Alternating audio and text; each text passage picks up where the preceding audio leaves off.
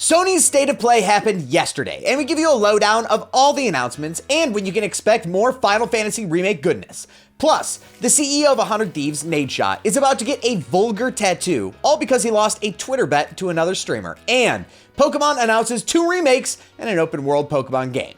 All that and more next on The Breakdown.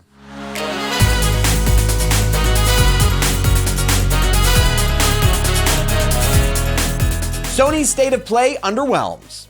Yesterday, Sony stepped up to the plate for the latest in large name companies doing announcements of their upcoming games and plans, following the Nintendo Direct we were treated to last week. While it may not have been terrible, it was for sure an underwhelming meh on the rating scale. The large majority of the announcements seemed to be for properties that had already been shown before, if not shown multiple times.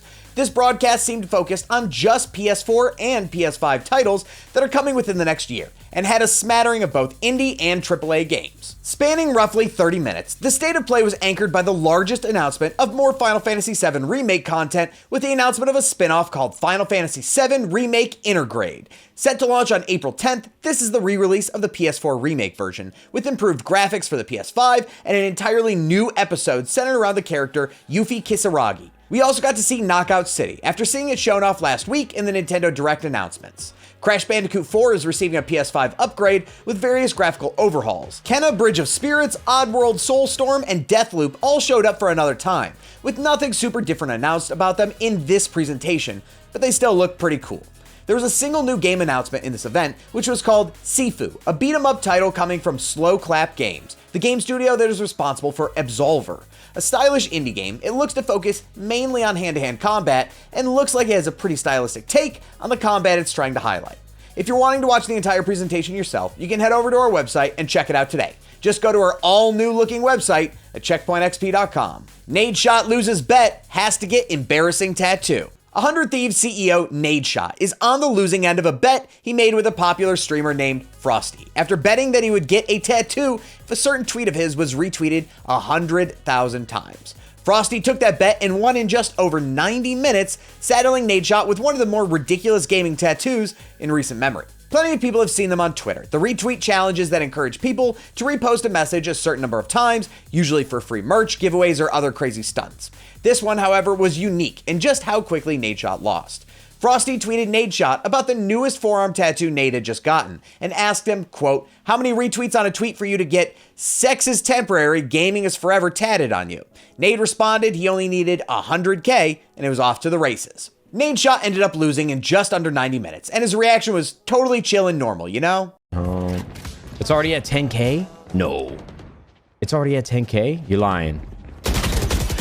You're lying. You're lying.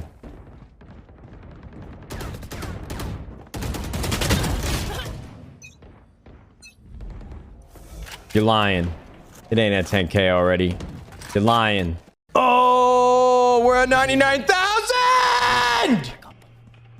How? How did you let GG Frosty get 100,000 retweets on a tweet that says, if this gets 100,000 retweets, Nadeshot will get a tattoo of "Sex is temporary, but gaming is forever"? How did you let it happen?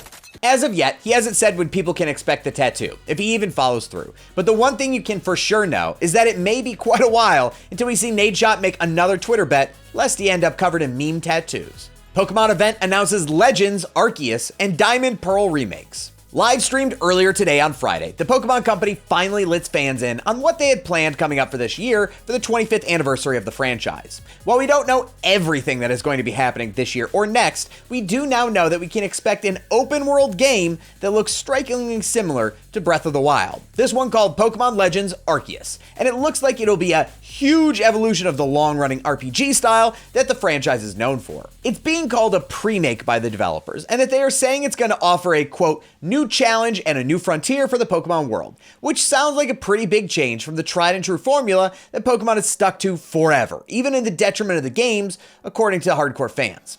It is even mixing up the starters you're able to choose from at the beginning, mixing Rowlet, Oshawott, and Cyndaquil all together. It's expected to launch on the Switch early next year. As trainers go through the world, they're able to encounter all kinds of different Pokemon, and by throwing their Pokeball containing a captured Pokemon near a wild monster, you enter battle fairly seamlessly. It's supposed to create a more involved and engaging world apparently, and how effective that is still to be determined. At the same event, the company also showed off new remakes that they are offering up on the Switch. These two also a little different than the past mainline series or remakes. This time, we're getting remakes of the Diamond and Pearl games, renamed to be Brilliant Diamond and Shining Pearl respectively. These will launch later this year, after it was somewhat expected that this would be announced after rumors have been swirling for a few weeks online now.